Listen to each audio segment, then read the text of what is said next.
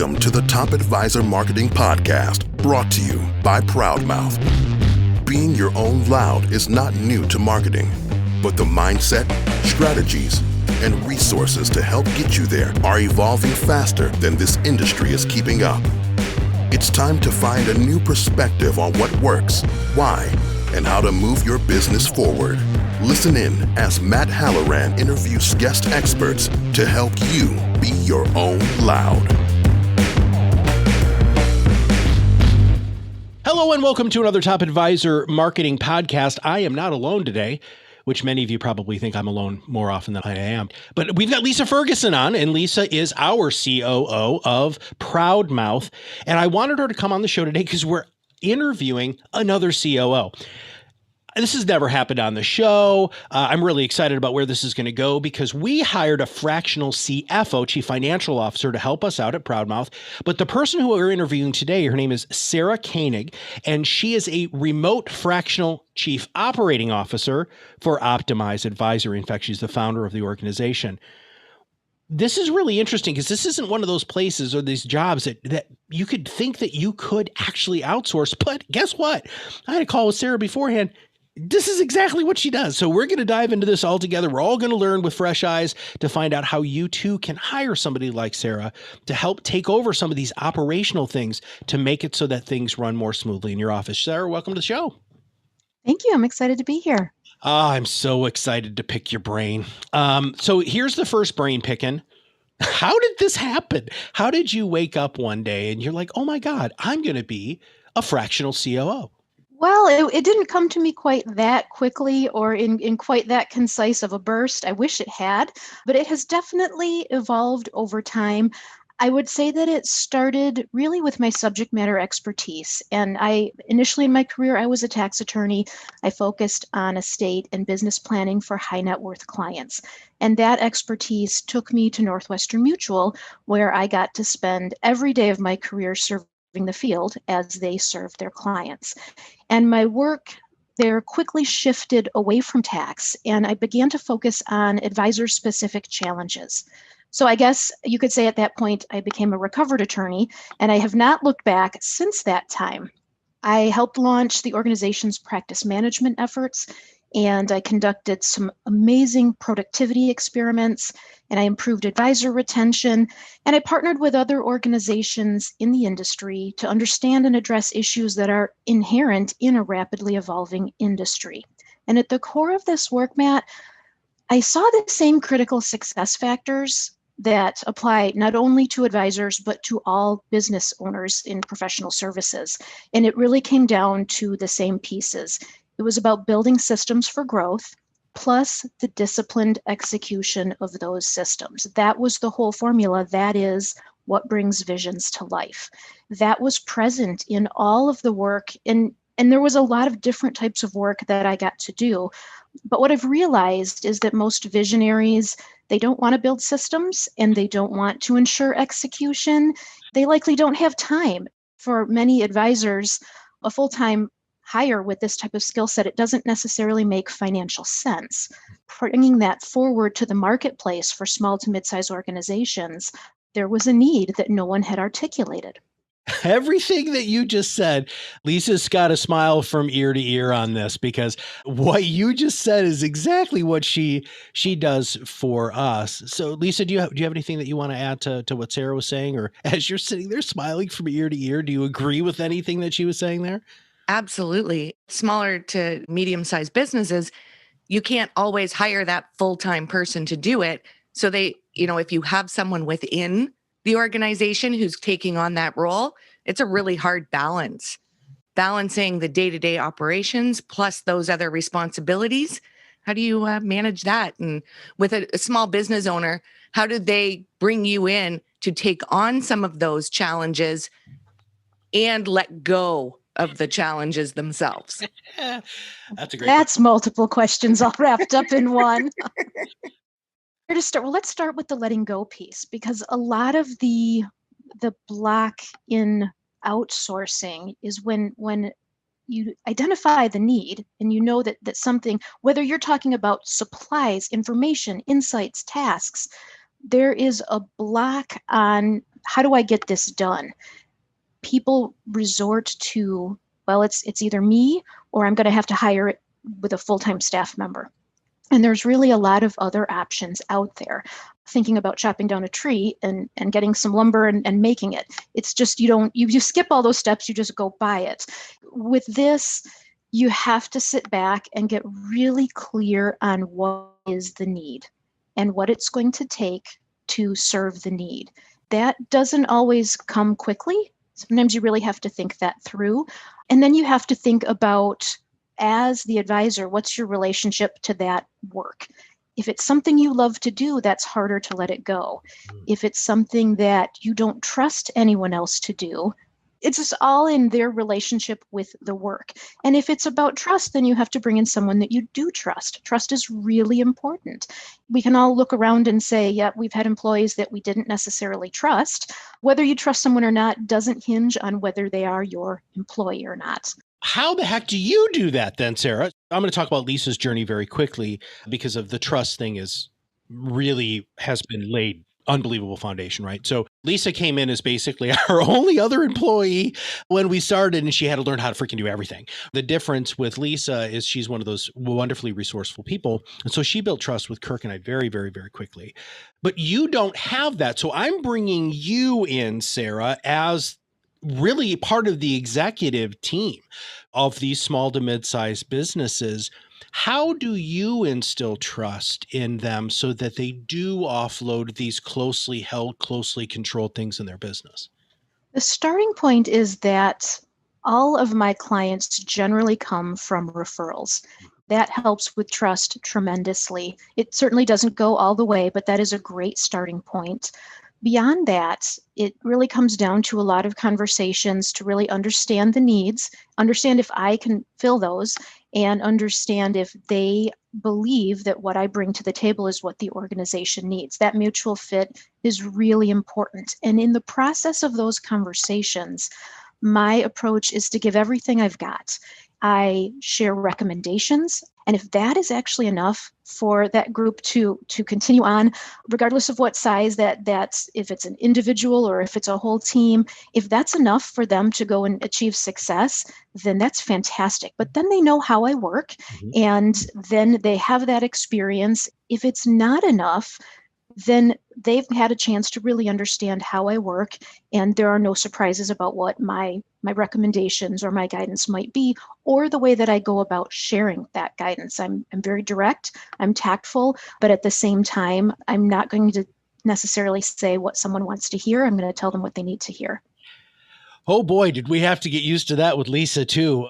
The unfettered truth, especially in this role, is something that I think that financial services professionals, generally being fiercely entrepreneurial, fear, and they don't necessarily know how to deal with it because, Sarah, in our experience, there is pretty substantial ego in most people, especially with the very successful offices. Everybody tells them yes. And then when somebody like you or me, when I was a business consultant, would come in and say no, oh my goodness gracious, that upset the apple cart. Quick story. I flew down to Atlanta, Georgia.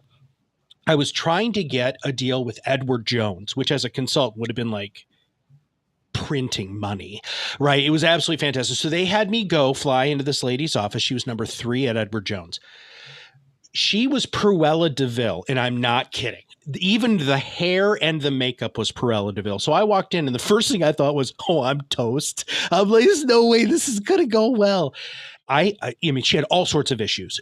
The biggest issue, surprisingly enough, was that she needed a number 2. She needed a COO desperately. She didn't have one. She just had all these people saying yes, who worked more than they should, which, by the way, was violating their contracts, which was a totally different story. But I remember sitting down after the first day, and her and I went to dinner with her husband. And she said, okay, Matt, well, tell me about the day. And I sat back and I was like, yeah, you might want to take another couple drinks off that wine because this is going to be eye-opening, or you're not going to like what I have to say.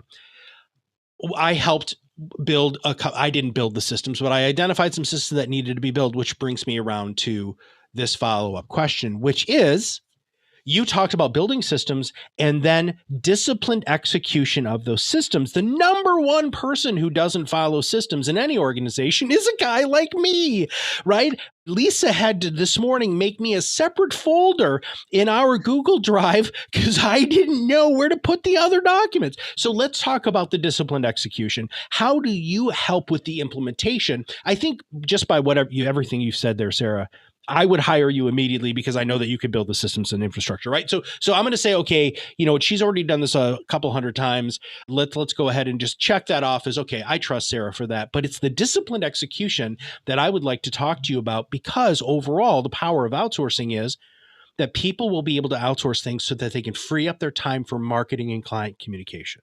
So let's talk about that disciplined execution. This is the hardest part. And it starts with clear expectations. When you're talking about a team context, and when I say team, it's not just employees. The team is all who contribute to the vision. You typically have an experience that you want your clients to have, and that's your starting point. And then you back into systems and processes for that. Who's going to do what? When are they going to do it? This needs to be documented, and it all needs to be repeatable so that number one wrench gets thrown into the system, which is turnover of an important role, things can continue to move forward. So it all starts with expectations, and that means each one of us understanding not only our own expectations, but those of others, because that is truly how everyone works well together to serve that greater end, which is very likely the experience we want to have for the client. Starting from that point of expectations, then we need to have an environment of accountability. If the three of us were a team and we all knew what the other one should be doing, needed to do when they needed to do it, in all likelihood, we're going to do those things because we understand our role in the greater system. In doing that, if someone isn't, well, then we need to provide accountability. And that's not harsh. That's not a bad thing. We all sort of cringe when the word accountability comes out, but it doesn't necessarily need to be that way. There should never be a surprise with accountability. And that's often how you know you don't have the right people in the right seats. Then you can make those changes. But ultimately, it starts with expectations that are going to create the experience you want for your client. And it's monitoring those with the right venues, whether that's a team meeting or a check-in or simply a document that is shared access and people are going into it to make sure that the right things are done and they know when to take the baton. Accountability, both celebrating when things go really well and addressing it when they don't. Sometimes that means you need to tweak the system just a little bit, and sometimes that means you might need to shift roles and responsibilities. One of the things that we really try to do is we try to do the celebration, and I think our executive team does a good job of that with the team. I don't think we all do it as well to each other as we should, which from a top-down perspective, it's interesting that we've built a culture of that within our organization, something as the muckety muck, since we're just all about getting stuff done. So let's talk about the getting stuff done, because Sarah, so over time, and I know Lisa has done this from a COO perspective, not only with us, but in her previous life, which by the way is very similar to yours. Big corporation, moved up very quickly within the organization, built educational programs and all of that stuff like you did at Northwestern. She just did it for TD, which is the largest bank in Canada, but whatever. So, I just kind of throwing kudos out to Lisa there, because that's a big deal for those of us in the States who don't get the size of. So for instance, I'll use a real world example. A friend of mine here in town, who I love dearly, probably one of the best financial advisors I've ever met. He's in my backyard. He uses a very specific CRM. When you're helping create this accountability component, whether you're talking about the flow of documents, there's psychologically something about checking something off a list, especially when you meet a deadline.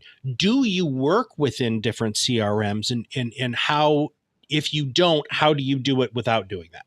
Experience with a variety of different things, whether we're talking CRM or other. I won't necessarily be the person who comes in and just suddenly pulls it all the way off your plate and you don't have to think about it ever again. That really isn't realistic. And there might be someone out there you can find that can do that, and that's great. But the goal is more to come in, understand what needs to happen, who needs to be doing that, document that, and ensure that really no matter what happens, things can run like a well-oiled machine. Ultimately, I don't want to create dependence on me. My role isn't permanent in the organization. I should be able to come in and out without everything coming to a screeching halt. How long do people hire you for? Do you have like a specific agreement length, or is it project based? How does that work? We generally start with at least 3 months because it takes time anytime you're bringing someone in to really get to know the organization, there's the things you tell them initially, and then there's the things that unfold over time. And it really does take about 3 months for that to happen. Beyond that, it really depends on what the organization needs. I often have things added to our original engagement because it makes a lot of sense, or because at the time we didn't even see that was the need. When we make progress in a certain area, that's really malleable depending on what we see as emerging needs, the best way to address it. Lisa, I'm riffing here with Sarah, and you're nodding and smiling, which is great. Let's hear from Lisa. Yeah, well, Let's hear from Lisa now. So what questions do you think that our audience wants to know about what Sarah does? And I mean, you've worked with hundreds of advisors through our company now. I know you within your past life too, but in understanding our existing demographic that this podcast talked to, what should I be talking to Sarah about that I'm not yet?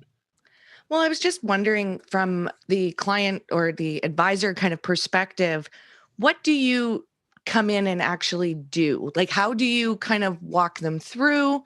What's that process look like when they hire you? What do they need to do? And what do you do? Those kind of accountabilities. And how do we separate those out? I think that the initial piece, before we even engage, I'm taking a lot of notes on what are the needs that I'm seeing emerge.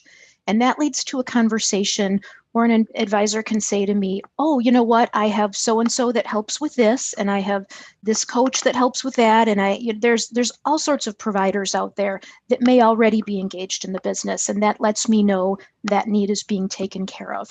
And when we look at what's next, there are times when I can say, I draw clear lines. I handle strategy, sales, and talent. This falls into a financial area. I can make referrals. They might also know someone. When we really distill the pieces that I can help them with, then I sit down and make suggestions as to what that would look like. If there are others involved in the team, who are the people in the team that would need to partner with me to accomplish those pieces? And what really would that look like? What kind of deliverable would it result in for that organization?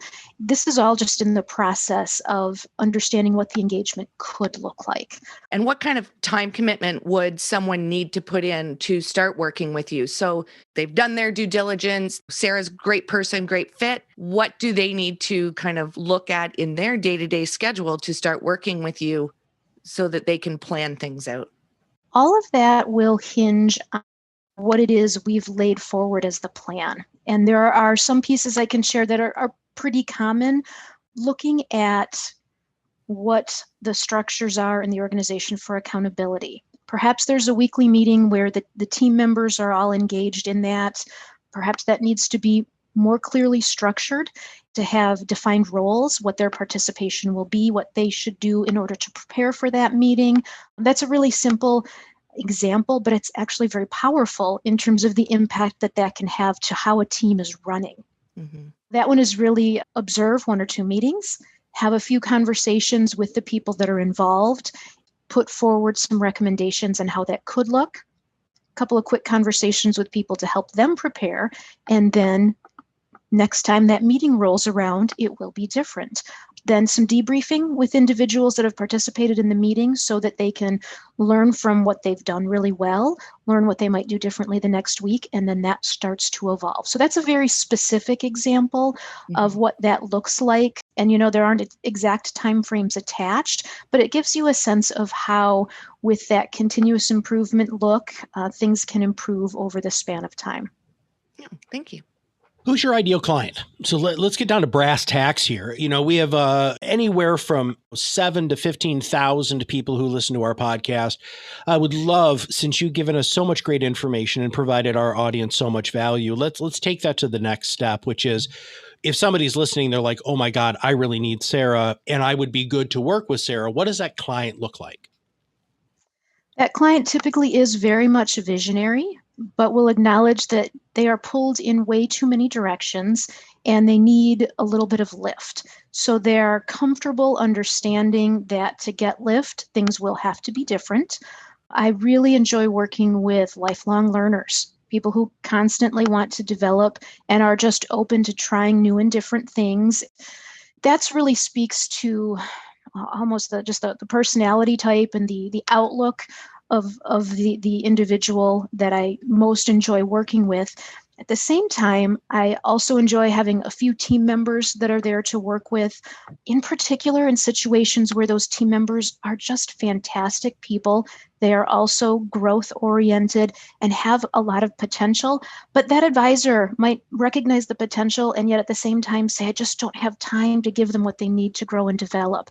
That's something I can help with. And so that's not only just regular development, but also some on-the-job learning as we evolve systems and work on the execution. A small team where there is that upside potential, but the advisor just doesn't have the time to put into it, but they know that team member deserves that development and can grow further into the practice.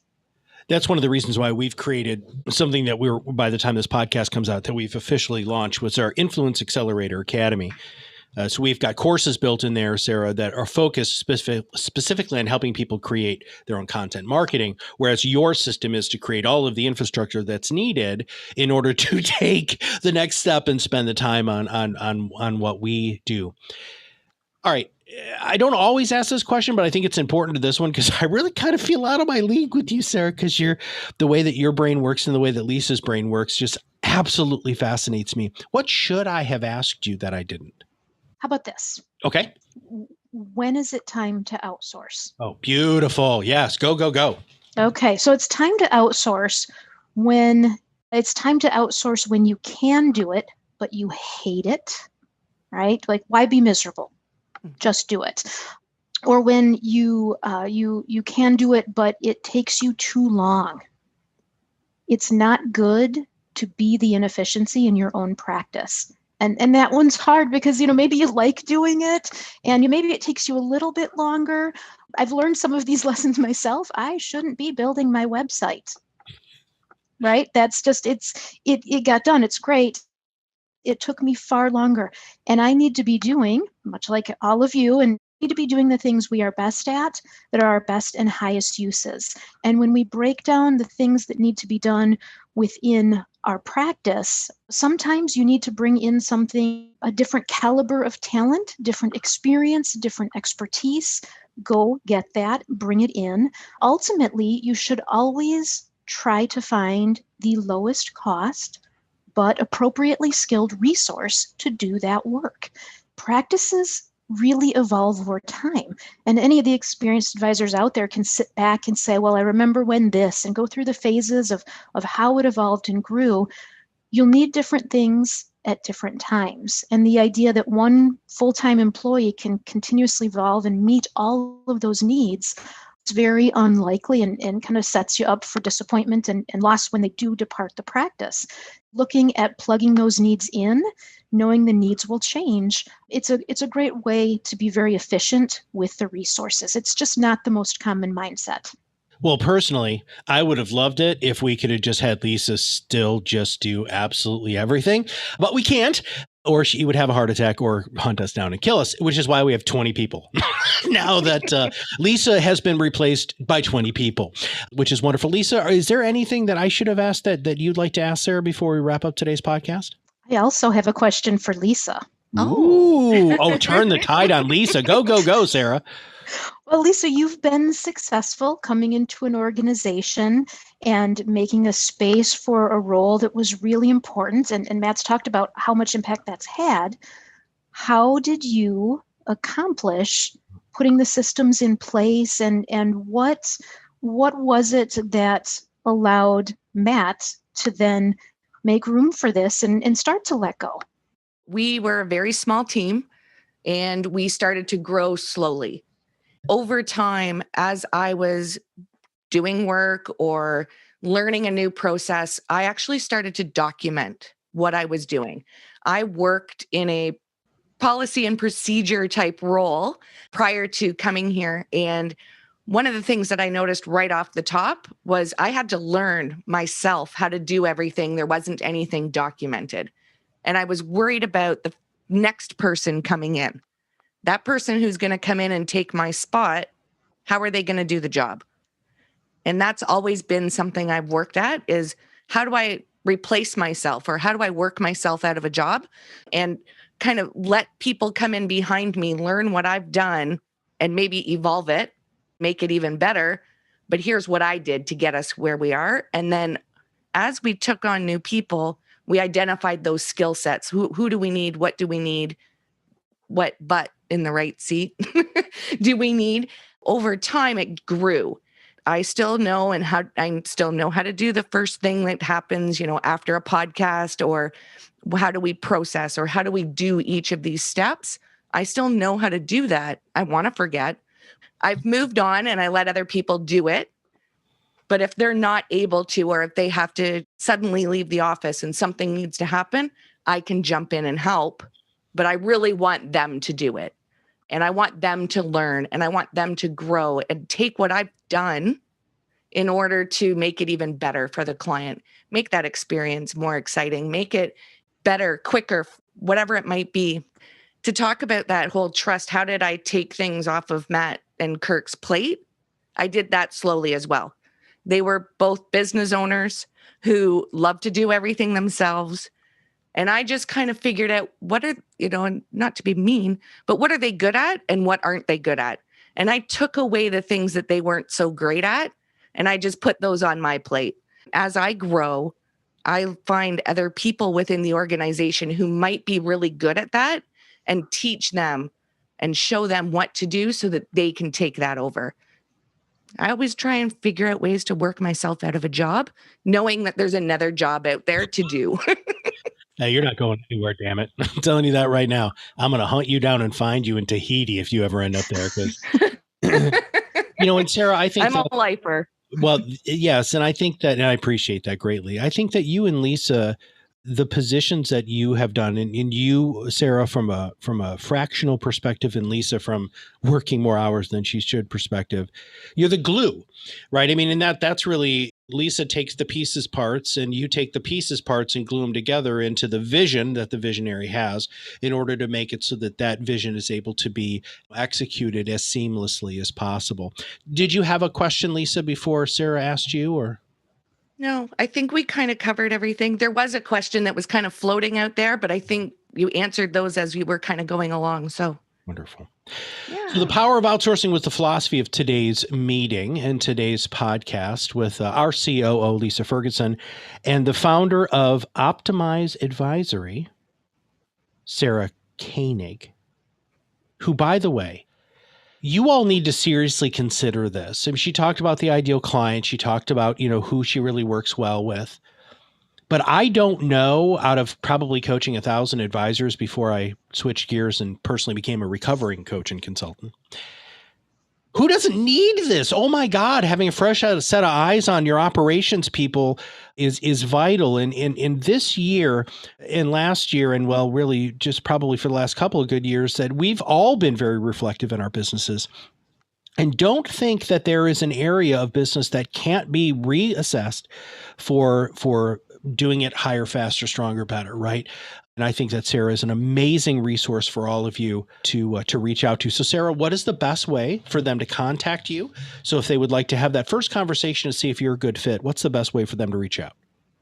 Best way to reach out is to simply call me and start talking through what those needs are. 414-587-8495. And we'll make sure that that is in the show notes. All right, everybody. If you have not subscribed to this podcast, make sure you click the subscribe now button below. That way, every time we come out with a new podcast, will show up directly on your listening device. And surprisingly enough, we've gotten to the point where we're actually looking for a sponsor for the podcast. You're a sponsoring person and really want to reach our audience, which is a wonderfully dedicated listeners who are in financial services, which also includes life insurance, health insurance, and financial planning. Please email me, Matt@topadvisorm.com, or even better, email me at proudmouth.com, which, by the way, they both come to me, but I figure what the heck. It's a Top Advisor Marketing Podcast. You guys can still use that email address. I'm sure Lisa will turn it off at some point, but thankfully she has not done that yet for the organization. So for Sarah and Lisa and everybody here at ProudMouth, we'll see you on the other side of the mic very soon. Thanks for listening to the Top Advisor Marketing Podcast, brought to you by ProudMouth. If you want to learn more about how to be your own loud podcast, visit our website, read our blog posts, attend educational webinars, and sign up for Influence Accelerator Academy.